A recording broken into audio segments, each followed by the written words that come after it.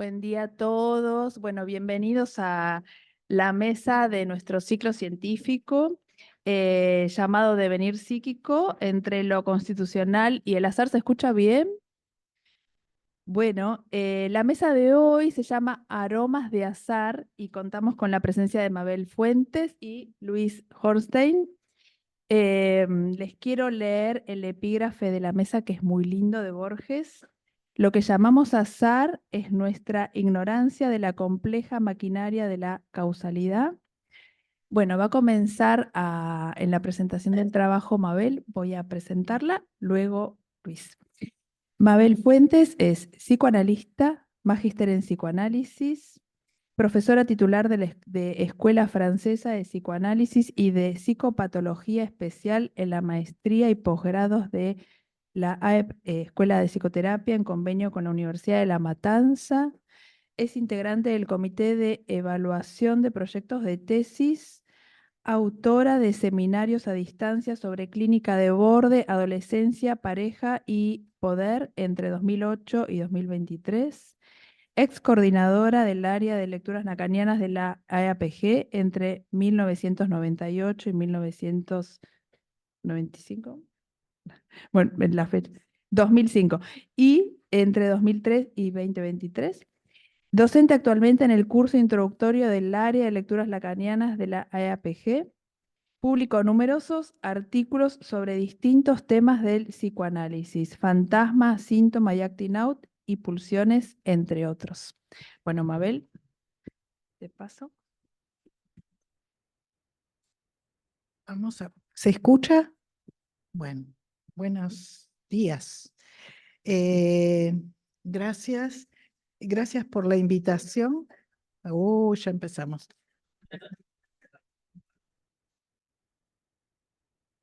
Hay una competencia ojo-boca porque o miro o... Bueno, agradezco muchísimo la invitación a la comisión científica que nos da la oportunidad de dialogar sobre un tema tan importante y tan poco abordado como es el tema del azar. No es frecuente que nos refiramos. Y de paso quería agradecer el texto de presentación de la actividad científica de este año, que está muy bueno, y que uno cuando ve esa propuesta no sabe por qué punta tomar, quiere tomarlas todas, pero bueno, después uno va por su camino. Bueno, los psicoanalistas hemos sido formados en la noción freudiana de la determinación inconsciente de los actos psíquicos. Recordarán el chiste de que un analista se encuentra con un amigo por la calle y le dice: ay, ¿qué haces por este barrio? No, vengo al banco. Y el analista se va pensando: ¿qué me habrá querido decir con eso, no? En las lecciones introductorias de 1915, Freud estableció que los sueños, los actos fallidos y los chistes son actos psíquicos tan plenos de sentido como los que dependen de la conciencia. Y así también, los síntomas neuróticos no solo estaban determinados, sino sobredeterminados. Se daba una concurrencia de factores y todos ellos se expresaban en tal o cual síntoma, por ejemplo, una conversión histérica, un acto obsesivo. La idea subyacente a la génesis de los síntomas neuróticos es la de una causalidad múltiple, convergencia en una representación o grupo de representaciones de varias cadenas asociativas, incluso algunas pueden pertenecer al pasado y otras a lo actual. Pueden ser antitéticas, algunas en la misma representación condensarse el amor y el odio, el deseo y el castigo, ya que para el inconsciente no rige la contradicción. Eso respecto a los síntomas. Respecto al fantasma, ese fantasma prototipo que describe Freud y que retomaron los lacanianos, pegan a un niño. También la explicación que da Freud es de la multideterminación. En esa fantasía masturbatoria que él estudió, quedan representadas tanto la satisfacción de una emoción pulsional, incestuosa, reprimida, como el castigo por ella. Todas estas ideas acerca de la significación de los actos fallidos, chistes, sueños, fantasías y síntomas neuróticos tuvieron como efecto, tal como lo muestra cómicamente el chiste que conté, en que los psicoanalistas buscábamos siempre un sentido oculto, más allá de lo manifiesto. Lo suponíamos siempre, como si creyésemos que todo está determinado y además que siempre sería posible develar ese sentido oculto. Cuando eso no ocurría, pensábamos en una falla. Tal fue nuestra primera relación con la noción de causa. Series complementarias, esa frasecita con la que pretendíamos abarcar la totalidad de la causación. Lo constitucional, hereditario, esa caja negra sobre la que el tratamiento por el espíritu, como dio en llamar Freud, no puede operar sobre esto de lo hereditario, y luego las vivencias infantiles y el desencadenante actual. La suposición de la génesis, basada casi exclusivamente o mayoritariamente en lo infantil, determinó un estilo de análisis durante muchos años que trajo una reacción en los futuros posibles pacientes. A mí me pasa algo muy complicado ahora y no tengo tiempo de hablar de mi infancia, entonces necesito otro tipo de terapia, no puedo analizarme. Objeción suficiente para preguntarnos si es necesario pasar siempre por la génesis para deshacer repeticiones o síntomas, o si es suficiente con la versión actual del fantasma desplegada con los personajes actuales de la vida del paciente y con la transferencia en análisis para que en el momento oportuno pueda surgir alguna asociación con ciertas versiones de la historia, ilustradas o no con algún recuerdo traumático. Lacan, tenía que aparecer, Lacan nos propuso considerar que no hay universo de discurso, lo que equivale a decir que siempre nos falta un significante para nombrar lo real. Es una cuestión estructural y no una falla personal, ni del paciente ni del analista. El sistema de las determinaciones simbólicas nos ofrece solo una de las explicaciones de lo que no anda. Lacan define al síntoma como algo que no anda en lo real, da muchas otras definiciones, el síntoma como metáfora del deseo, el síntoma como reducto de goce, pero en esta oportunidad, por lo que estamos hablando, me interesa ese algo que no anda en lo real. Acá me anoté que ya iban a ver por qué, espero que sí. El azar sobre el que nos han propuesto pensar hoy nos remite casi directamente a la cuestión de la causa. La cita de Borges que eligió la comisión científica para presentar el tema ya da cuenta de ello, además del título, ¿no? La cuestión del azar y de las causas, con una gran tradición filosófica, desde el psicoanálisis tenemos que pensarla en el marco de una ética. La ética de Aristóteles no es la ética del psicoanálisis. La ética de Aristóteles tenía que ver con la virtud, con los bienes, bienes del alma, del cuerpo, bienes externos, que no están tan mal después de todo, pero la ética del psicoanálisis, en cambio, se centra en el deseo. Para Aristóteles hay 4 causas: material, formal, eficiente y final, que explican lo que sucede según una regularidad natural o intencional.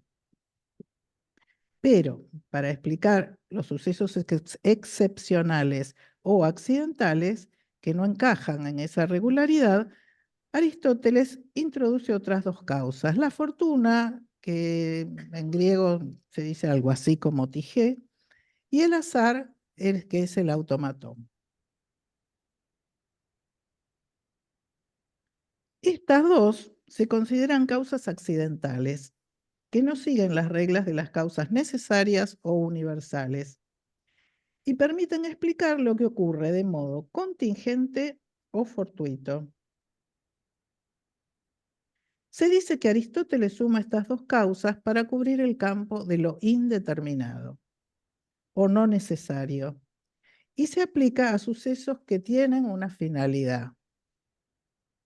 La Tige, la fortuna, se puede definir como el encuentro de dos series, cada una con sus causas, sin que el encuentro mismo de esas dos series tenga una causa. Por ejemplo, un hombre recién separado sale, es verídico esto, un hombre recién separado sale a pasear a su perro con la finalidad de que el perro se alivie. Sin embargo, en su paseo se cruza con una mujer que también está con su perro. Se enredan las correas, algún incidente tienen con los perros, empiezan a hablar y terminan siendo pareja. Pero no era la finalidad de ese paseo salir a conocer a alguien. Si se hubiese metido en una página de citas o hubiera ido a un boliche, hubiésemos dicho que su finalidad era conocer a alguien. Sin embargo, él había salido a pasear a su perro, cosa que hace todos los días, 3 veces por día. Ocurrió algo imprevisible en el curso de su acción. Su acto tenía una motivación, pero las consecuencias fueron distintas, producto del encuentro con algo de lo real. A su vez, esa mujer tenía su propia serie causal que desconozco. Esto, por supuesto, es Aristóteles, que no tomaba en cuenta el deseo. Si ese mismo hombre no hubiese tenido reales deseos de conocer a alguien, no hubiese entablado conversación a raíz del incidente con las correas y hubiesen seguido cada uno por su camino. En la Tige aristotélica cito a alguien, Sergio Hinojosa Aguayo, que escribió cosas muy claras sobre Aristóteles y las causas. Se trata, tengo el link para si después alguien de científica lo quiere tener. Se trata de una causa indeterminada y por esa misma indeterminación inescrutable para el hombre. Entonces, la fortuna tiene forma de pensamiento y determina de forma accidental el acontecimiento. Es por el hecho de implicar una deliberación, por lo que no se da en el niño o en el animal. Bueno, para que discutamos, ¿no? Los niños. O en los demás seres sin capacidad para elegir de la naturaleza. O sea, la Tige para Aristóteles implica un ser capaz de elegir. En el automatón aristotélico, en cambio, que es la otra causa azarosa, el agente del acontecimiento no tiene lo que él llama capacidad deliberativa. Por ejemplo, durante una tormenta, una rama cae sobre un auto y lo daña. Pero ni la rama ni la tormenta son seres capaces de reflexión racional. La caída de la rama justo ahí tiene causas físicas, pero no hay una finalidad. Sin embargo, el dueño del auto podría pensar que cayó justo en su auto porque merece un castigo por algo, por ejemplo. O le daría una interpretación según su fantasma de que a él siempre le pasan cosas malas, que es una víctima del destino. Desde Aristóteles se considera si la Tige es buena o mala fortuna de acuerdo a los bienes considerados objetivamente necesarios para una vida plena y virtuosa, ya que en su ética la virtud trae la felicidad. Decíamos que para Aristóteles la Tige solo puede acontecer en un ser con intencionalidad. Sin embargo, desde el psicoanálisis la cuestión de la intención no es tan simple, porque excede lo racional. Cuando se elige algo, no se puede saber exactamente qué se elige. Por un lado, porque hay determinaciones inconscientes, o sea, un saber que la conciencia no conoce. Por otro lado, porque es imposible, saber las consecuencias de que esa elección puede tener al encontrarse con lo real. Cuando la joven homosexual se arroja a las vías en ese incidente conocido por todos, se deja caer. Esto lo analizó Freud, Lacan y tantas personas más eterno. Eh, Además de ignorar muy probablemente la conclusión a la que saqué después de haber escrito sobre esto en uno de mis seminarios a distancia, y de leer ese libro de Sidonie Sillach que da la historia, bueno, que probablemente ella ignoraba por qué lo hizo, ¿no? Lo que pretendía con esa acción, ¿cuál era su finalidad? Lo que todo el mundo se pregunta cuando alguien hace un intento de suicidio. Pero también ignoraba que no se iba a morir y los cambios que en su entorno produjo esa decisión que fue trastocada por lo real.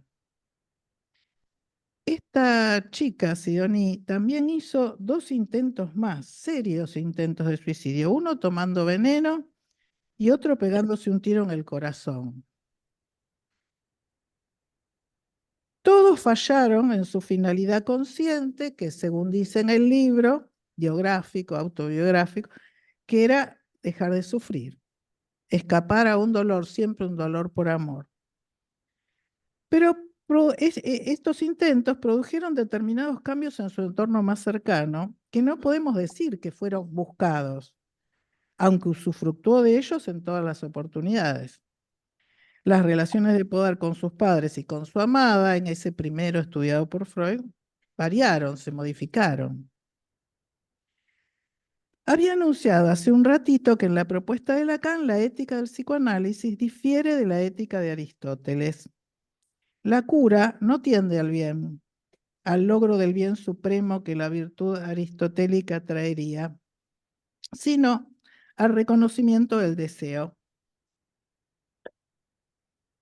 La felicidad a la que aspira Aristóteles ya nos advierte Freud en el malestar en la cultura, que es imposible, episódica, y que solo se percibe como tal en el contraste con sentimientos no tan agradables. Lacan, en el seminario 11, los 4 conceptos fundamentales del psicoanálisis, retoma las nociones aristotélicas de Tige y automatón para dar un nuevo sesgo a lo que Freud llamaba compulsión de repetición. Lo hace luego de haber ampliado el concepto de inconsciente, diciendo que el estatus del inconsciente es ético y no óntico. Dice ni ser ni no ser, no realizado, aún siempre por realizarse, lo no nacido. Subraya ahí la relación del inconsciente con la causa de deseo, con la falla en ser. Venía años muy basado en la cosa del inconsciente, está estructurado como un lenguaje, y de pronto da esto que se llama el giro del 64. A partir de esa reformulación, Lacan aborda el concepto de repetición y, apoyado en Kierkegaard y en lo que él introduce respecto a la idea de repetición como novedad, la repetición no sería ya la repetición de lo mismo, sino que siempre hay una diferencia. Por eso, Lacan, en ese mismo seminario, diferencia la repetición de la rememoración en la conducta. Eso que estamos tan habituados en Freud, de que, bueno, hace siempre las mismas cosas, vuelve a casarse con mujeres así, vuelve, ¿no?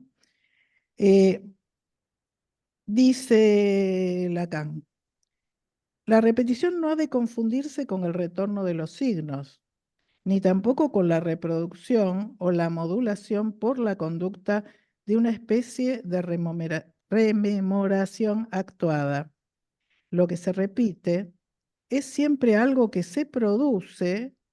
La expresión dice bastante sobre su relación con la Tige, como el azar. Entonces, omito lo de la Tige para que quede más clara. Lo que se repite es siempre algo que se produce como el azar. Si seguimos la invitación de Lacan, tenemos que pensar 2 vías en las que se nos presenta la repetición en la clínica. Una es la que designa la expresión más de lo mismo. y otra que da lugar a lo novedoso, a la diferencia. O sea, por un lado, el automatón, la monótona insistencia de los signos, que insisten y se repiten, pero de los que no surge ninguna significación nueva.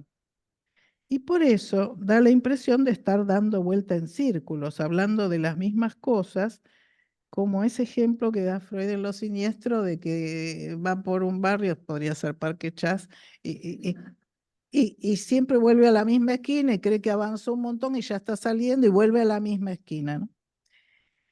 Ese es el automatón. Es la insistencia de la letra, ya vamos a Lacan, ¿no? La insistencia de la letra, el cifrado del goce, ese litoral entre saber inconsciente y goce. La tige, en cambio, es cuando azarosamente, y esa sería la buena fortuna en Lacan, se encuentra un significante nuevo capaz de producir una nueva significación, un nuevo sentido.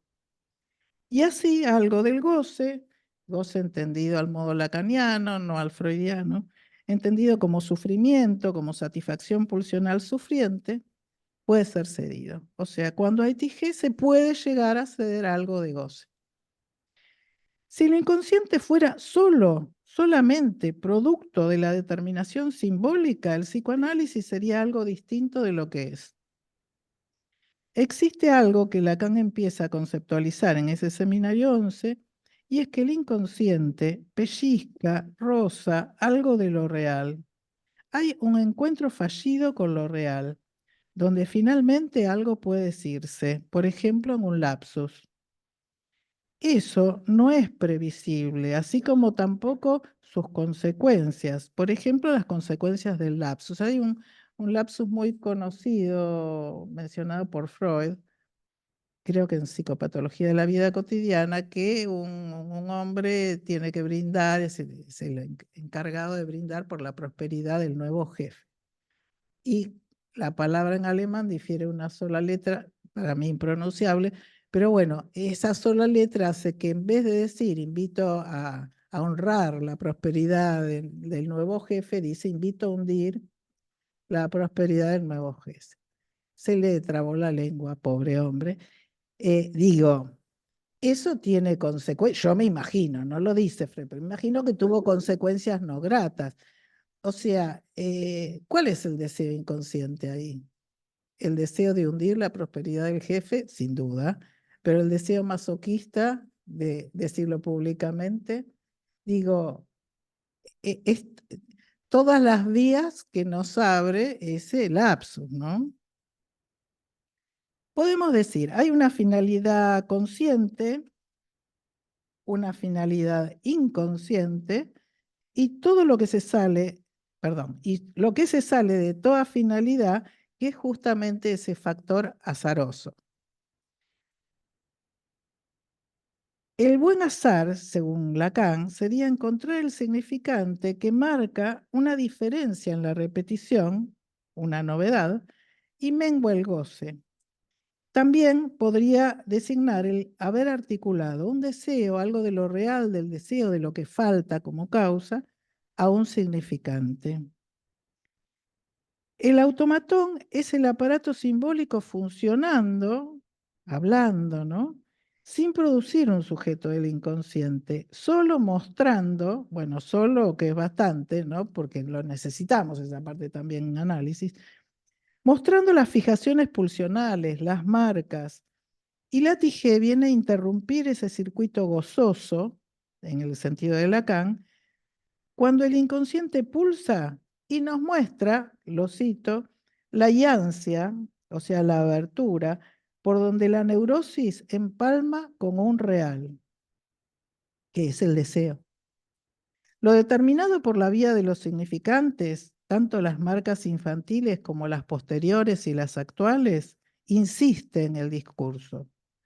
Lo indeterminado abre ese espacio a la novedad, a la posibilidad de que azarosamente se encuentre una nueva significación y se pueda salir de la rueda que gira en falso, del circuito de la pulsión, empujando hacia una satisfacción penosa, tediosa y agobiante. Bueno, listo.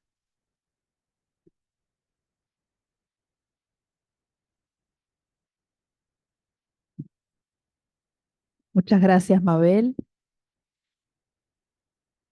Bueno, voy a presentar a Luis Hornstein.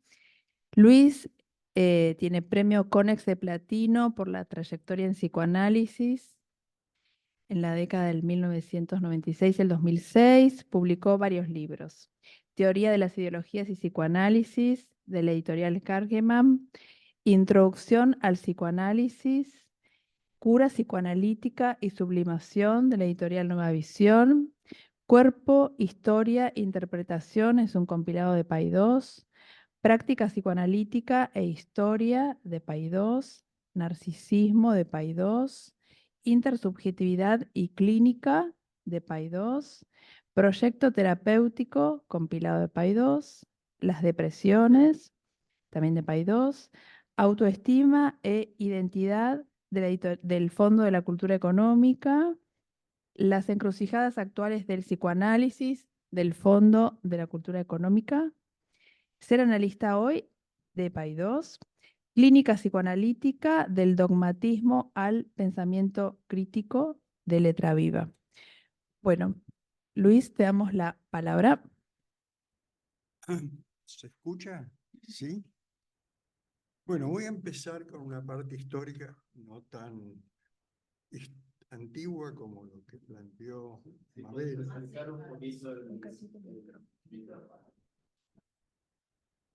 Marie Bonaparte le escribe a Freud. Sí, sí, sí, sí.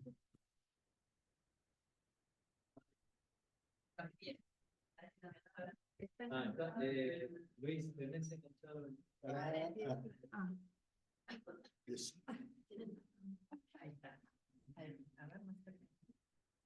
Marie Bonaparte le escribe a Freud en octubre de 1932. He conocido a Niels Bohr, quien, como usted sabe, es uno de los más destacados físicos de nuestro tiempo. No obstante, no puedo aceptar uno de los puntos que nos explicó sobre sus teorías, a saber, el libre albedrío del átomo. El átomo va a ser ahora excluido del determinismo. Me complació oírle decir que Einstein le había objetado lo siguiente: no puedo imaginarme a Dios echando los dados. Planck también parece oponer objeciones directas, que puede deberse a una falta de conocimiento de todos los factores, el hecho de que no tengamos idea de la dirección en que desea ir un átomo. 2 días después, Freud le responde: lo que me dice sobre los grandes físicos es realmente muy notable. Es aquí donde verdaderamente tiene lugar el colapso de la cosmovisión de nuestros días. Solo podemos esperar y ver qué ocurre. Transcurridos 93 años de esta carta, ¿qué ocurrió? Hoy la ciencia describe un mundo diferente. Los modelos de la física clásica valen únicamente para los sistemas próximos al equilibrio. El determinismo en el cual Freud se formó le reservaba muy poco lugar al azar en la causalidad. Esto no es cierto en la última parte de la obra freudiana, donde al escribir análisis terminable e interminable, dice, por ejemplo, no podemos predecir lo que va a pasar en la vida de alguien. Va a depender de cómo algunos conflictos pulsionales latentes se inscriben en el vivenciar actual. Y ahí diferencia conflictos pulsionales latentes y vivenciar actual. Y además dice, y esto es importante, no todos los conflictos el analizado los puede poner en la transferencia. O sea que rompe con esa idea, ese cliché tan impactante para uno que trabaja, que la neurosis de transferencia es el núcleo de un proceso psicoanalítico. Más bien Freud dice las transferencias sobre el analista y sobre los personajes actuales. Pero dice algo más. Dice que nosotros tenemos que trabajar sobre lo actual, sobre los conflictos actuales. Todo lo demás dejará analizando frío. Esto es lo mismo que había escrito en Recuerdo, Repetición y Elaboración, donde dice, solo nos interesa del pasado lo que está actualizado. Entonces, toda esa confusión de historia con historia infantil corresponde efectivamente al Freud de la primera época. El determinismo es la doctrina según la cual todos los acontecimientos del universo responden a un encadenamiento riguroso de causas y efectos. El determinismo conduce a minimizar la existencia de la creación y de la libertad. Tiene un aspecto positivo, la predictibilidad, y uno negativo, el fatalismo. Para un determinismo absoluto, el futuro está totalmente determinado. ¿Y qué es el azar? Para el horizonte epistemológico actual, el azar y las leyes no se contradicen para descubrir la complejidad del mundo. ¿Cuál es el paradigma de la complejidad en la cual alguna vez dije, solo si se inscribe en el paradigma de la complejidad, el psicoanálisis sobrevivirá? En realidad la frase era el psicoanálisis sobrevivirá si lo merece. Y si lo merece es si puede inscribir la teoría psicoanalítica en el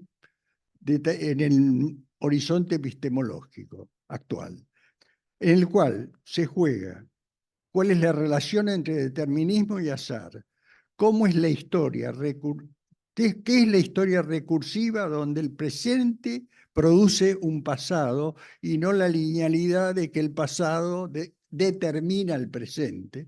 En todo caso, los epistemólogos dicen el pasado condiciona al presente, no lo determina. El sujeto como devenir, ¿sí? En lugar de ser un devenir, la subjetividad es un devenir. No solamente el yo, el inconsciente se va transformando, ni hablemos del superyo, que tiene hoy un adolescente de 24 años que tiene poco que ver con los padres. ¿Es original mío? No, lo dice Freud en 1932. Dice, al principio el superyo es la internalización de los mandatos paternos, maternos, etc. Más tarde los padres menguan mucho y solo se incorpora al superyo aquellos personajes valorados culturalmente. Es decir, ese ídolo del rock o ese inventor de Facebook pasa a ser constitutivo del superyo ideal de yo. Acá no da como para diferenciar los dos, pero digamos el superyo para mí es una instancia que contiene el ideal del yo, la conciencia moral y la autoobservación, según la definición que Freud da en 1932. Por eso yo insisto mucho en que hay que hacer una lectura retroactiva de Freud. Leer Freud desde el final de la obra, no solo en forma lineal. No, esa idea de que una teoría se puede citar al duelo y melancolía sin haber leído el yo y el ello es absurdo.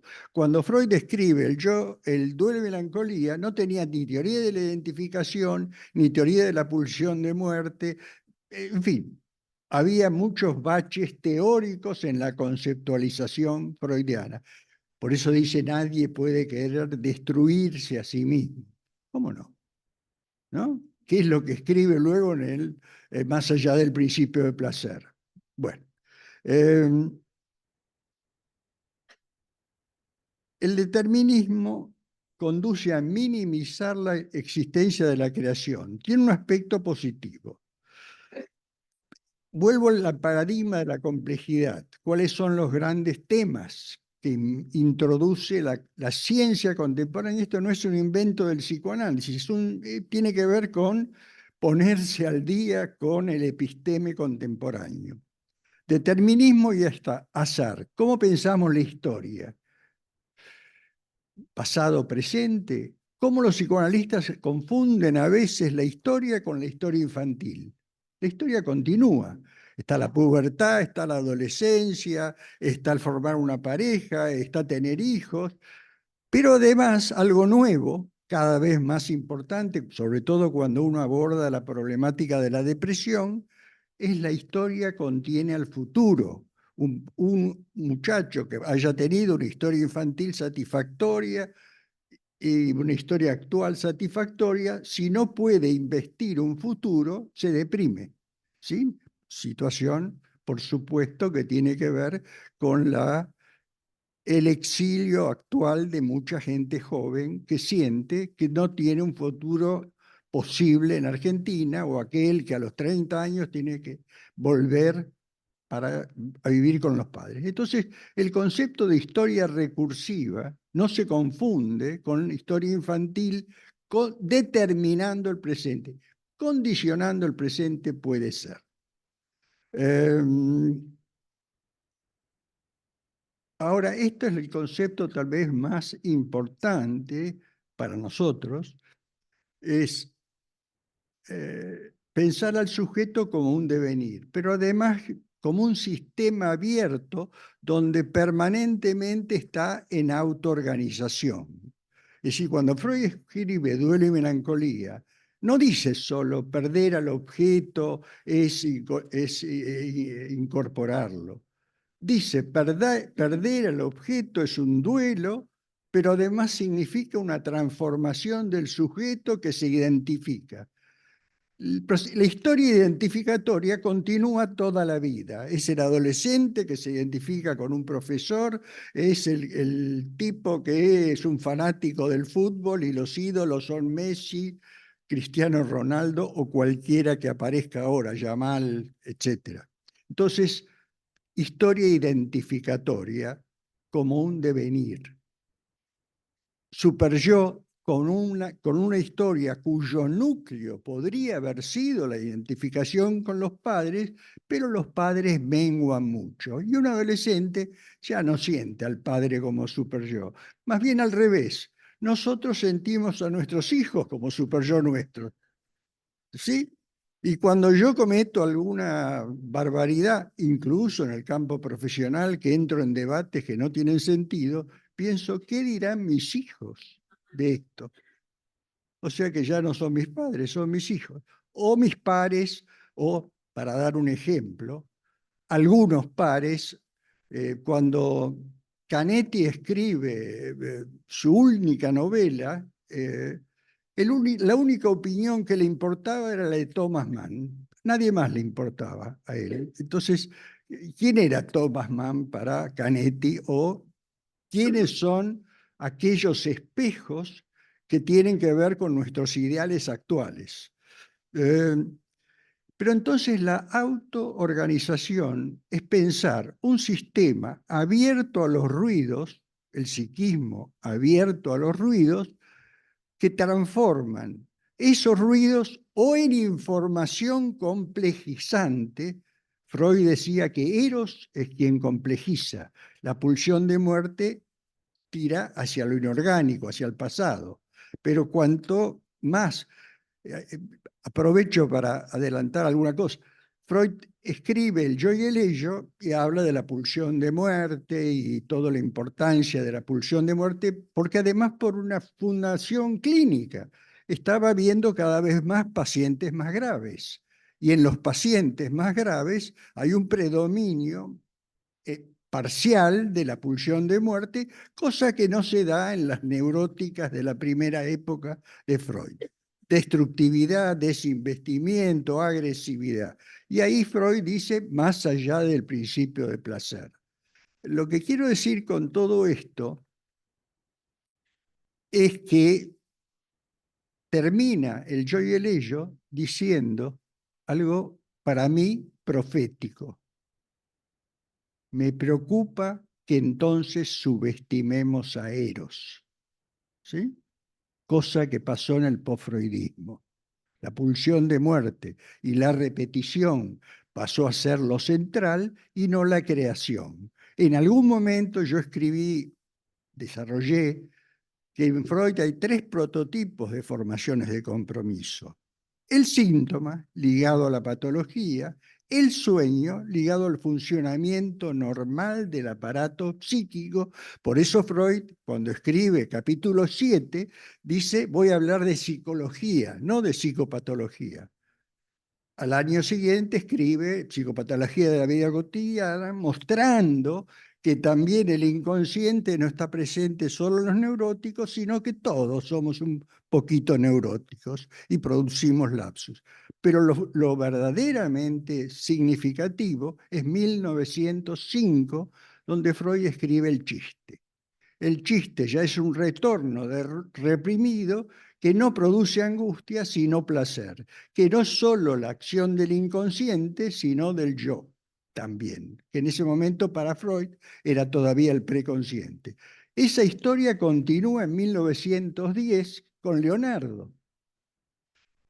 Con Leonardo habla de la sublimación, cómo una historia infantil no solo produce sufrimiento, inhibiciones, rasgos de carácter, sino que produce lo más creativo. Los grandes de la humanidad también tienen inconsciente y la Mona Lisa. Pero yo diría, hay una serie que inaugura el chiste, que es el chiste, la sublimación, el humor, los vínculos actuales que no son pura repetición, en fin. Y entonces una de las críticas que se le hacen desde afuera al psicoanálisis, y que yo comparto, el que más duramente lo hace es Deleuze. En 1973 dice, los psicoanalistas parecen policías de la repetición, sin descubrir como que el verdadero sujeto de la repetición es la diferencia. Esa es una de las críticas importantes que se le hace al psicoanálisis cuando están muy imbuidos de un determinismo que convierte a todos los pacientes en neurosis de destino, en lugar de ver los aspectos creativos de la vida psíquica. Entonces, el poder pensar el psiquismo como un sistema abierto nos permite pensar lo que Freud describe en El yo y el ello, como que la realidad es al yo lo que la pulsión es al ello, como que es la cuarta instancia, como que el yo tiene 3 vasallajes, el vasallaje ante el superyo, el vasallaje ante la realidad, el vasallaje ante el ello, y 3 angustias. Angustia traumática frente a la realidad, cosa que estamos viviendo actualmente, lo traumático que ha sido tanto la situación histórica social de los últimos 50 años en Argentina, que en algún sentido nos evita sentir que somos una isla europea de ultramar, sino que Latinoamérica. Ahora, desgraciadamente, Europa está pasando por cosas parecidas, por incertidumbre, por imposibilidad de prever el futuro. Series complementarias. Bueno, todos los psicoanalistas estamos de acuerdo con las series complementarias. Lo genético, lo infantil, lo actual. Ahora, el problema es cómo lo entendemos en un paciente concreto. Yo le agregaría a las series complementarias freudianas el futuro, ya que muchas situaciones clínicas tienen que ver con que alguien no puede imaginar el futuro, o por el contrario, que el futuro que imagina es de los jubilados actuales, o el joven que sabe que nunca va a poder formar una pareja y tener una vivienda, en fin, todos los efectos. Series complementarias incluye genético, infantil, actual y futuro. Yo creo que el psicoanalista, o mucho del psicoanálisis post-freudiano, fue muy solipsista. Solipsista se le dice a un sistema que está aislado de lo externo, que no tiene intercambios permanentes.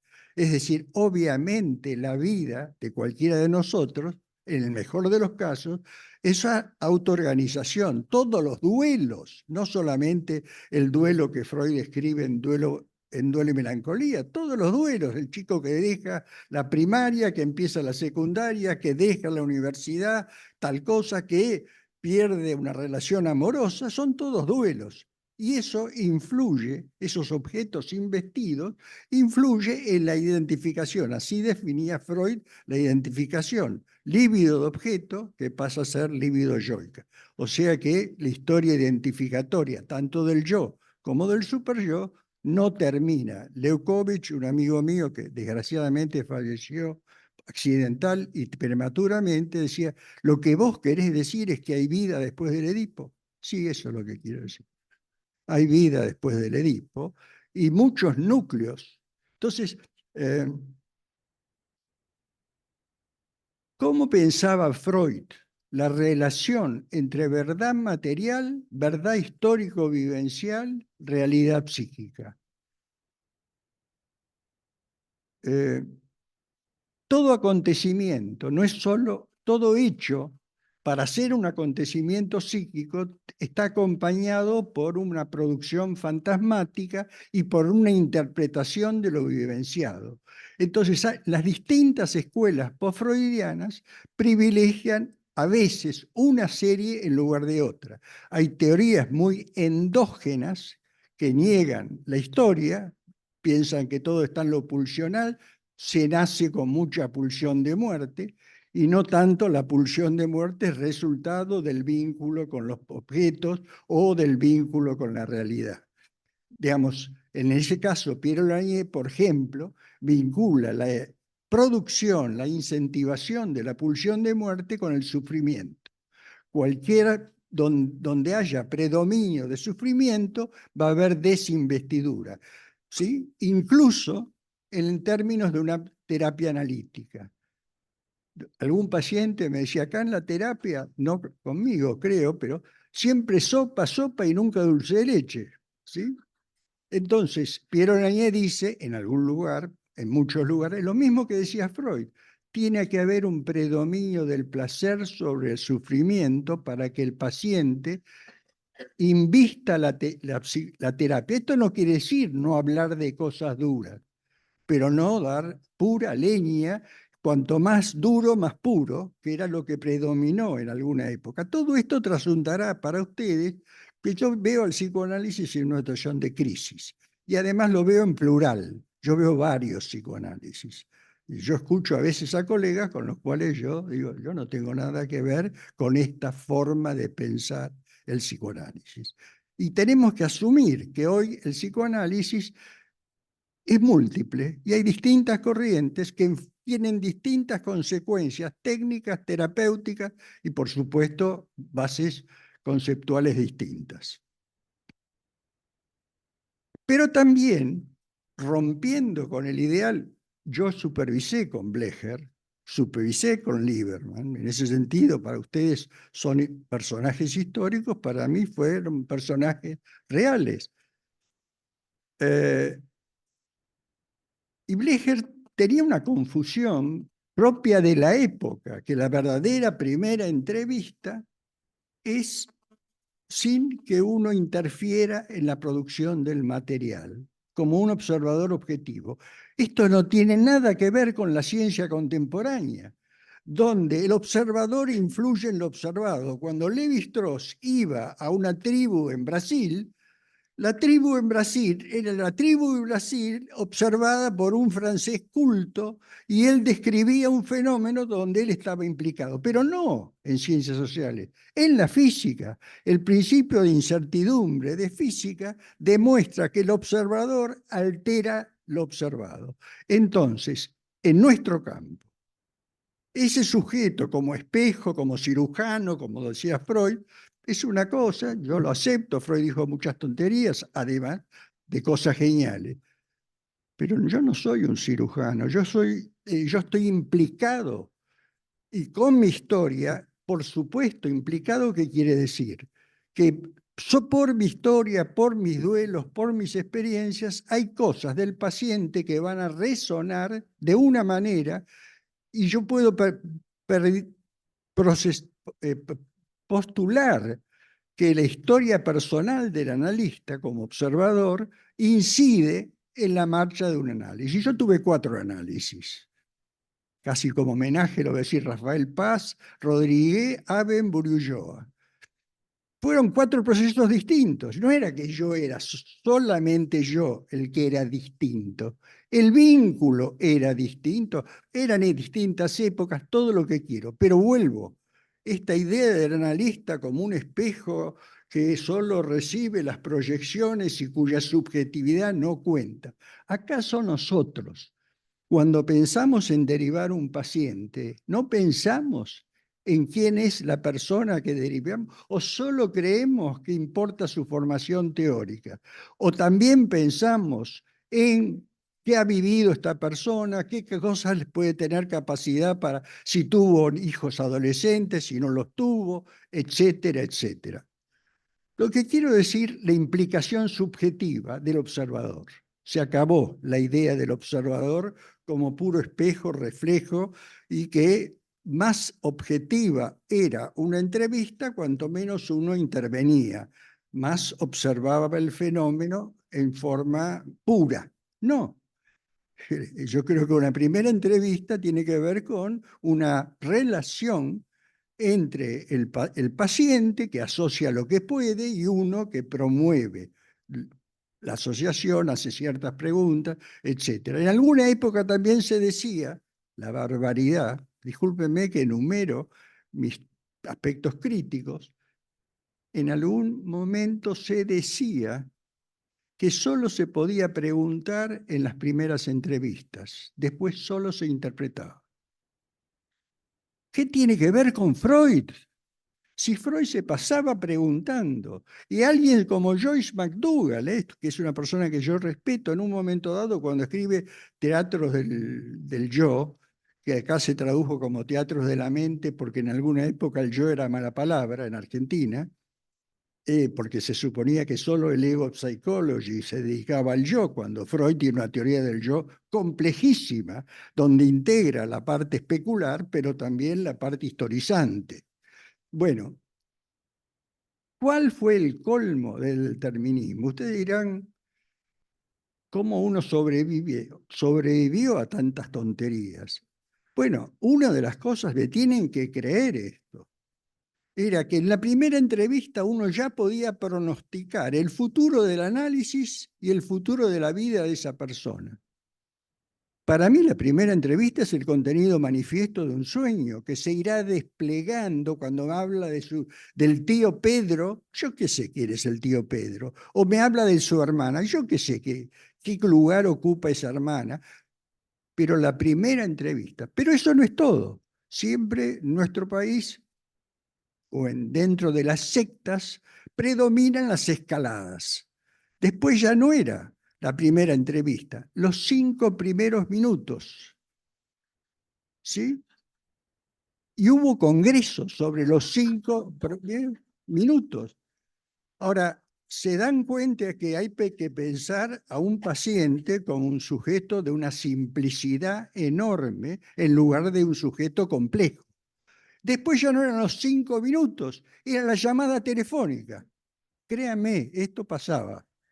Pueden no creerme, pero doy fe que no tengo por qué criticar a algunos maestros que tuve, porque era clima de época. Bueno, este es el paradigma de la complejidad. Hay un señor que se llama Nassim Taleb, que escribió El Cisne Negro. Ese señor, Nassim Taleb, del Líbano, es el que mejor predijo la crisis financiera del 2008, porque se formó en Wharton, que es la escuela de finanzas de Pensilvania más prestigiosa. Fue el tipo que predijo y es el autor de algo que ahora circula, el Cisne Negro. El Cisne Negro es un acontecimiento improbable que produce cambios azarosos, que produce cambios azarosos y que es impredictible. Pero también produjo un libro que lo recomiendo con todo énfasis, que se llama Antifrágil. Antifrágil, Nassim Taleb, libro gordo, ¿eh? No sé si van a tener la paciencia de leerlo, pero hagan el esfuerzo. Donde lo que más plantea es la ruptura con la ilusión que una infancia feliz garantiza una vida exitosa.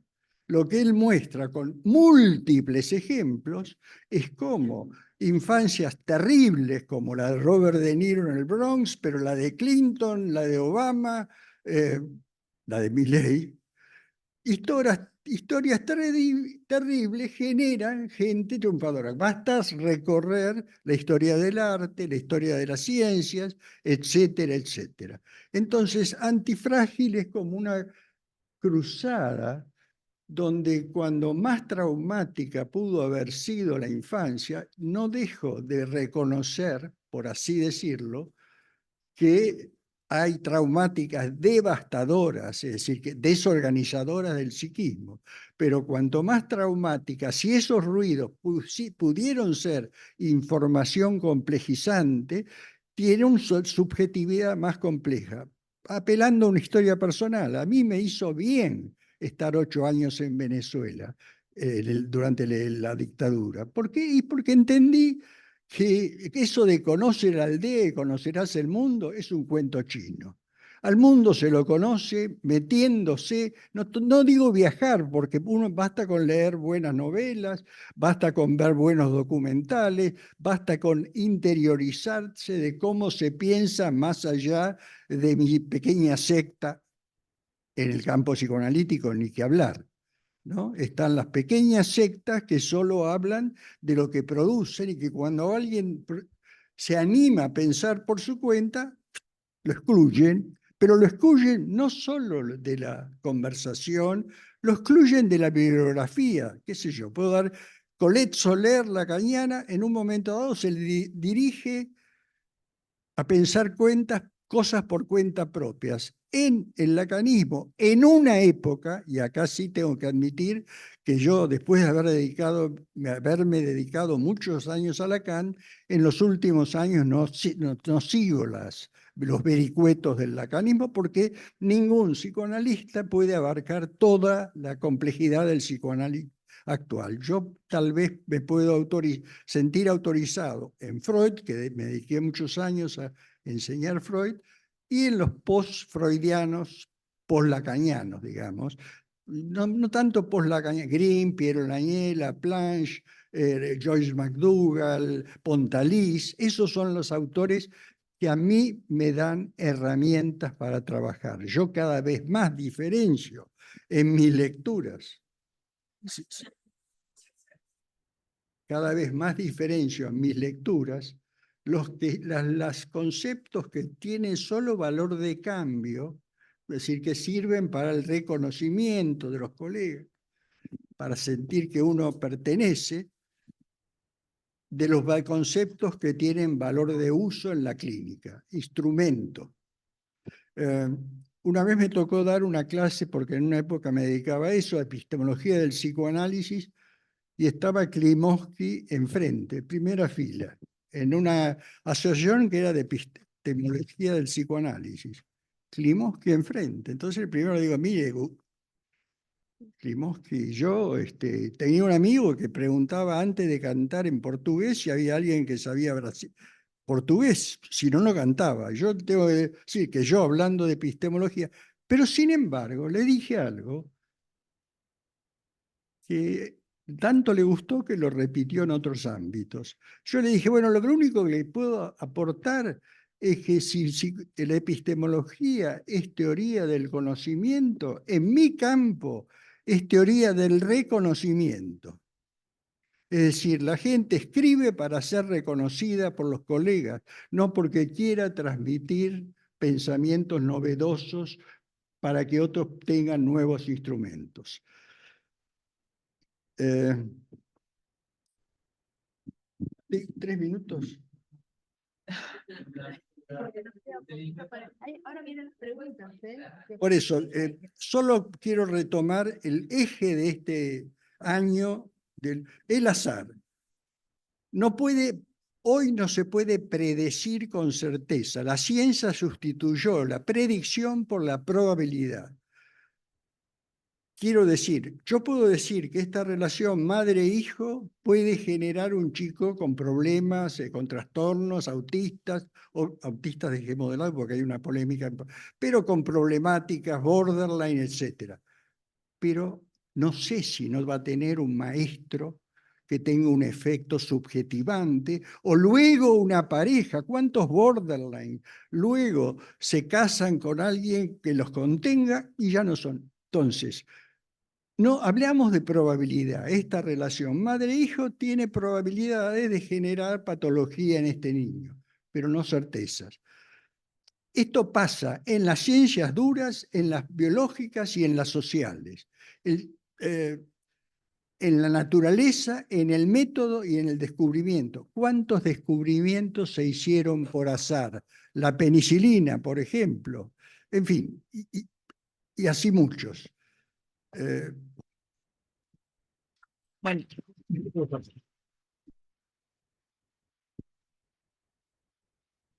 muchas gracias, Luis.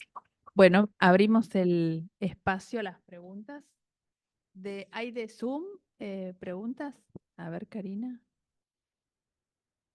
De la gente que está viendo la ¿Qué actividad. tal? por Karina Zoom. Kraut de Científica. Muy buenas las dos ponencias, muchas gracias. Bueno, hay agradecimientos en el Zoom y una pregunta de Osvaldo Maltz. Mabel, en tu experiencia clínica, ¿qué intervenciones analíticas propician, dan más lugar a lo azaroso? Por ejemplo, el acto analítico. Gracias, muy interesante la ponencia. Creo que sigo yo, Estela, ¿no? Dale. Dale. Bueno, soy Mariu. En principio, agradecerles a los dos las ponencias. Muchas gracias. Voy a tratar de ser breve. Mabel, tengo una pregunta muy concreta. Vos decías que el determinismo, las determinaciones simbólicas fueron nuestra primera versión de la causa y que íbamos por ahí con nuestras series complementarias. ¿Vos pensás que Tigé y Automatón o estas nuevas dos causas no estarían incluidas dentro de las series complementarias freudianas? Esa es una primera pregunta. Y Luis, bueno, muchas gracias también por toda tu erudición, ¿no es cierto? Todo lo que nos fuiste contando de historia, la verdad que un placer escucharlo. Me preguntaba particularmente cómo pensabas, ¿sí? Porque, a ver, por ahí, yo qué sé, quizás yo leí mal a Freud, pero a mí me parece que Freud todo el tiempo está hablando de la posibilidad, es menos determinista de lo que parece, que siempre hay posibilidad de cambio, que siempre está hablando de apertura y todo eso. Y particularmente me pareció muy interesante tu postura de agregar a las series complementarias el futuro como una, ¿no?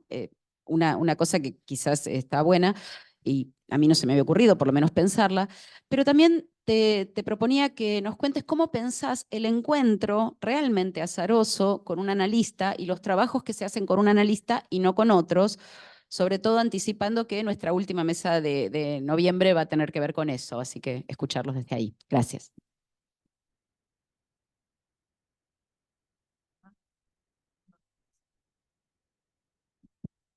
Bueno, muchas gracias por las dos ponencias. Mi nombre es Norberto Lloves.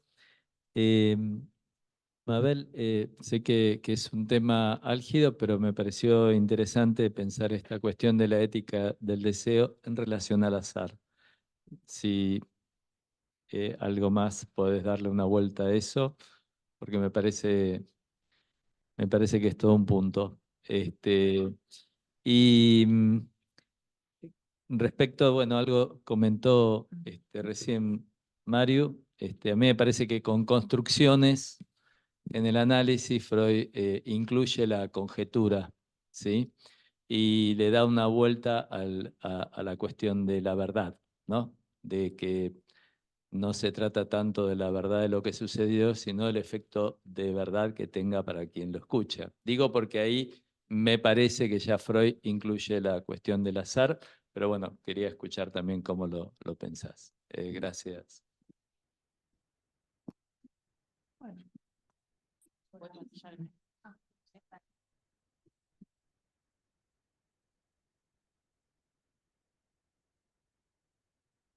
Gracias, mi nombre es Graciela Jaimsky, disculpen la congestión. Me parece re interesante, no se me hubiese ocurrido pensar la ética en relación al azar. También me parece que si puedes darle una vuelta para poder agarrarlo un poquito mejor. Y después, nada, me sorprendió y también me alegra los psicoanálisis que nos habitan con la diversidad de lecturas que son importantes tener, y en eso, Luis, traer no me acuerdo si Taleb, porque mi hijo trabaja en finanzas y todo, esta cuestión del azar y la medición de riesgos y cómo lo relacionás y cómo llegaste a leer Antifrágil. No sé. ¿Cómo llegaste a leer Antifrágil, el libro de Taleb, ¿no? Es decir, ¿qué aporte nos puede llegar a hacer eso? Gracias. Bueno, Norita. una más y respondemos.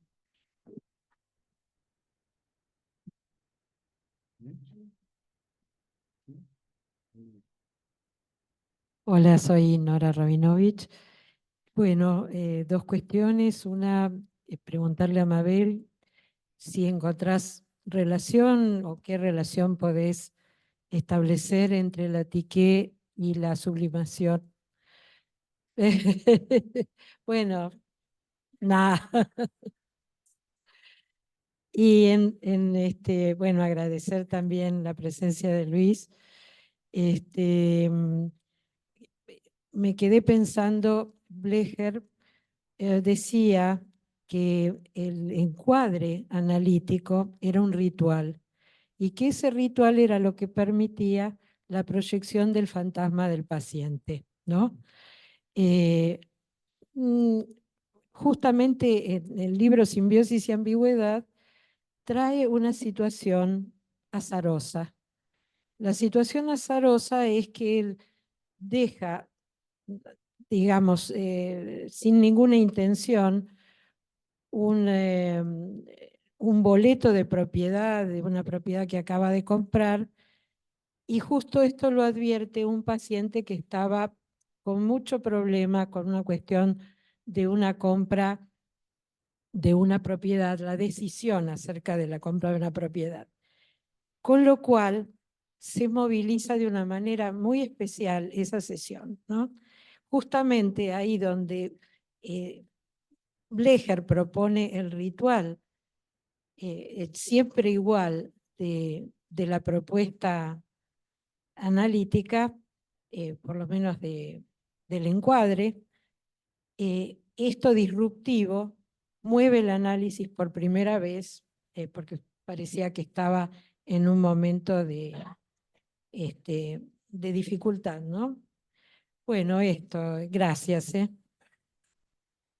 Bueno, me voy a poner porque agradezco las preguntas y agradezco haber tenido oportunidad los últimos 50 años de haber trabajado sobre mi super yo para no intentar responderles. Porque cada una de las cosas que ustedes plantean es como para escribir un trabajo. Entonces, y además son cosas que uno no pensó antes. Pero bueno, vamos a intentar alguna puntita, algo decir, pero la de Mario es más abordable. Lo de series complementarias, uno diría, bueno, pero sí, están en todas las, pero no formuladas del modo ni de Aristóteles ni de Lacan, ¿no? O sea, ¿por qué? Porque si lo piensan en lo hereditario, en lo genético también, los genes, ¿y por qué le tocaron esos genes, no? Cuando alguien dice, ay, yo no le quiero pasar a mis hijos tal gen, y bueno, pero no. No es, no se sabe quién elige ahí o no hay un ser racional que elija. Eso viene elegido, o sea, es azaroso, es una tijé. Bueno, luego lo infantil. Y bueno, si justo a la madre que acaba de parir se le muere su propia madre y quizás se le complican las cosas. se le complican de un modo que no era ni previsible, ni estaba determinado, pero indudablemente en lo infantil los traumas no son algo ni previsible ni determinado. Y luego en lo actual que queda el resto de la vida, todo el resto de la vida, como decía Luis, todo el tiempo uno está en constitución de algún modo, incorporando nuevas marcas. Entonces, sí, está en todas, pero yo me refería más que a las series complementarias en sí, a cómo circuló, es porque era como una ridiculez. Uno estaba en el hospital y presentaba un caso, un Ateneo, y series complementarias, te decían, y con eso que me estás contestando, ¿no? O sea, series complementarias, un poco de todo, pero no explicas nada. Entonces, bueno, eso. Todo en breve, en 2 minutos sin repetir y sin soplar. No, bueno. Lo de Osvaldo del acto analítico, ¿cómo empezaba la pregunta que no me... ¿Cómo se propicia? ¿Qué intervención propicia? ¿Qué cosa? En tu experiencia clínica, dije? ¿qué intervenciones analíticas propician, dan más lugar a lo azaroso? Por ejemplo, el acto analítico. Bueno, la verdad que uno ni propicia ni deja de propiciar. Lo azaroso ocurra y era lo uno o no, ¿no? Entonces, obviamente uno puede intentar suturar. O sea, se abre lo real y uno dice que no se note, que no se note, ¿no? Uno puede tratar de cerrar, dar un montón de significaciones, darle una interpretación a todo, encontrar un sentido rápidamente para abrochar eso desconocido que se abrió ahí, en lugar de como hacer Luis, obviamente toda tu experiencia, preguntar es elemental. Yo cada vez pregunto más. Porque si uno no pregunta, ¿y cómo se entera? ¿Qué puede estar pasando ese día? Porque ese paciente no es el mismo de la semana pasada, es otro. No sabes qué pudo haber ocurrido en el medio y cómo cambió. Uno mismo no es el mismo de la semana pasada. Entonces, todo eso hay que tenerlo en cuenta para darle marco a la acción analítica. Norberto, la ética del deseo y azar anoté que... como que los relaciona, decís. Sí, sí, sí. Sí, a ver si veo la punta, no sé si es lo que preguntabas. La ética de Aristóteles le da marco a la buena o mala fortuna, al concepto de buena o mala fortuna, la Tijé, ¿no? Es buena o mala de acuerdo a si te lleva a la virtud y a la felicidad, o si te lleva para el sentido contrario, es una mala fortuna. Desde Lacan, bueno, todo lo que se ha hablado de Lacan y los bienes, que no son los bienes tradicionales, sino la ética del deseo, encontrar a qué se puede articular, porque el deseo no está articulado, es articulable, pero no está articulado. Entonces, ir viendo, a medida que se va hablando, a qué se puede articular el deseo en cada ocasión, en cada oportunidad, en lo cual el azar tiene mucho que ver, ¿no? O sea, y de lo que alguien dijo ahora, no recuerdo bien, pero de lo personal del analista, y claro, si el analista se muda, vos porque trajiste lo de Blecher, Nori, pero el analista se muda, el analista se embaraza, pasa algo, un día no podés atender, no es deliberado, no es una acción prevista, como voy a hacer algo para mover esto. Pasa, simplemente ocurre y determina cambios, produce algo. Nora, lo de Tijé y sublimación, qué difícil. Se me ocurre, ¿no? Pero esto así en borrador total,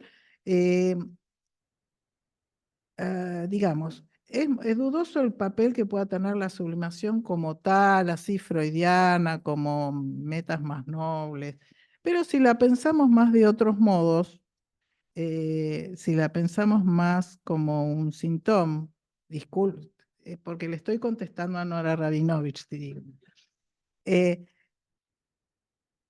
Si lo pensamos como algo que puede anudar a un paciente, que puede darle una salida diferente en su vida de lo que vino haciendo, y si nos queremos arreglar con términos freudianos, más un destino de pulsión distinto de la represión y la vuelta con el trastorno a lo contrario y todos estos 4 destinos de pulsión. Y a veces alguien encuentra, por una actividad, por un encuentro totalmente contingente, conocer a alguien en una reunión que te dice, yo hago, no sé, cerámica, y de repente alguien conoce algo que luego le permite, hay un encuentro. Puede ocurrir o no ocurrir, puede ser que eso no signifique nada, o puede ser que se convierta en algo importante en su vida que no hizo antes. Y Graciela, también la ética del deseo, más o menos se entendió. No, me parece interesantísimo ubicar la ética del deseo en relación al azar. Porque si no se termina, cuando se dice, bueno, tiene que seguir su deseo como si hubiera una intencionalidad que se podría, que el deseo se interpreta y se interpreta por sus efectos y que hay algo del azar en eso. Me pareció muy interesante, por lo menos, pensarlo en estos Claro, términos. por eso yo quise marcar, no sé si se notó, porque hay algunas cosas de alguna densidad teórica que es difícil captarlas en una escucha así al paso, em, que un acto fallido, un lapsus, tienen ese tema azaroso como lo puede tener un chiste. A alguien se le ocurre un chiste porque la persona con la que está hablando le dio el pie, le dejó picando un significante. Eso es azaroso, dijo eso, y en esa situación pudo armar algo. El inconsciente tomó ese significante. O sea, no estaba previamente articulado. ¿Iba a surgir la oportunidad de hacer ese chiste o no? No se puede saber. Es azaroso. Entonces, el significante que se encuentra o no se encuentra y que puede disminuir el goce, y bueno, hay un azar ahí del contexto. Bueno. Luis. Es difícil de todas las preguntas privilegiar. Digamos que la represión tiene 3 tiempos. El primer tiempo es la represión primaria, el segundo es la represión exitosa y el tercer tiempo el retorno de los reprimidos. Lo que yo quiero insistir es que ese retorno de los reprimidos, tercer tiempo de la represión, puede volver como síntoma, puede volver como sueño o puede volver como chiste, sublimación, etcétera, etcétera. Poder jerarquizar que el retorno de los reprimidos no es solo ligado a la patología y que una de las cuestiones que se le cuestionan al psicoanálisis es todo, lo voy a decir como un cliché, la clínica es más extensa que la psicopatología. Cuando yo veo un paciente en una primera entrevista, me interesa si tiene síntomas, si tiene alteraciones de carácter, pero también si es creativo, si fue adicto y lo pudo dejar, si tiene sentido del humor, cómo se vincula actualmente con sus parejas, en fin, esa es clínica, no psicopatología. Cuando se habla de tomar a Freud como modelo, Freud no se pasó la vida recuperando los historiales de Charcot. ¿Y por qué muchos psicoanalistas cuando quieren hablar de clínica hablan de los historiales de Freud? Si tenemos multiplicidad de hombres de los lobos dando vuelta por todos los consultorios. Entonces, ¿por qué la gente confunde y habla de clínica hablando de los pacientes de Freud y no habla de los pacientes actuales? Incluso no habla en primera persona. ¿Por qué somos tan evitativos en poner el cuerpo y hablar, no ya, como se decía, en una cuestión de lo inconsciente de cada uno, sino de lo inconfesable que hacemos en la práctica? Yo siempre, desde que me empecé a formar, estuve solo 2 años en la asociación psicoanalítica, después me fui. Pero siempre había una disociación entre la práctica que yo tenía 1 o 2 veces por semana y el paciente dominguero, que era el que tenía que presentar en la supervisión 4 veces por semana. Por suerte tuve ese paciente dominguero supervisado por Blecher y Lieberman, porque Blecher se murió. Pasé a Lieberman con el mismo paciente, lo cual es una experiencia interesante, ver cómo 2 grandes analistas creativos que no repiten clichés pueden ver a un mismo paciente. Vos me decías, ¿por qué leo el antifrágil? ¿Por qué leía el antifrágil? Porque últimamente yo creo que la formación de un psicoanalista pasa más por lecturas exogámicas que endogámicas. Y porque la mayoría de los trabajos analíticos tienen un nivel de redundancia que me aburren. ¿Sí? Y hay pocos autores que a mí hoy me estimulan, y eso sí los leo. Pero hay muchos autores que producen porque hay que escribir, porque eso les permite curricularmente. Entonces yo encuentro Morén, Castoriadis, por eso Castoriadis, ¿por qué Piero Lañé está tan impregnada de un psicoanálisis complejo? Porque estaba casada con Castoriadis. Castoriadis, Morén, Prigogine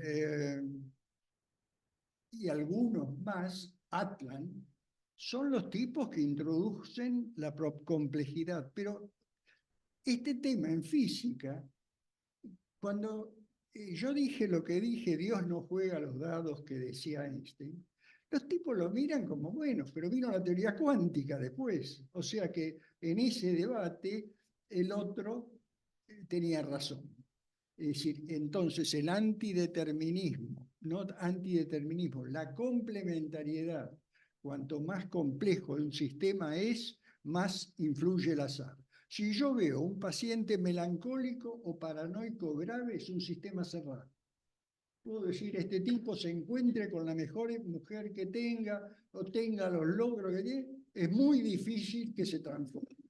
Cuanto más alejado está de un sistema cerrado narcisista, por así decirlo, más posibilidades hay que la vida incida, los duelos, las sublimaciones, los vínculos, incida en transformaciones. Cuando Freud dice análisis terminable, interminable, ¿por qué digo que estaba inscrito en el paradigma de la complejidad? Porque él dice, yo lo único que aspiro es que el paciente tenga algo más de preconsciente y algo menos de inconsciente que antes. Es todo. Después vendrá 5 años después y analizaré otras cosas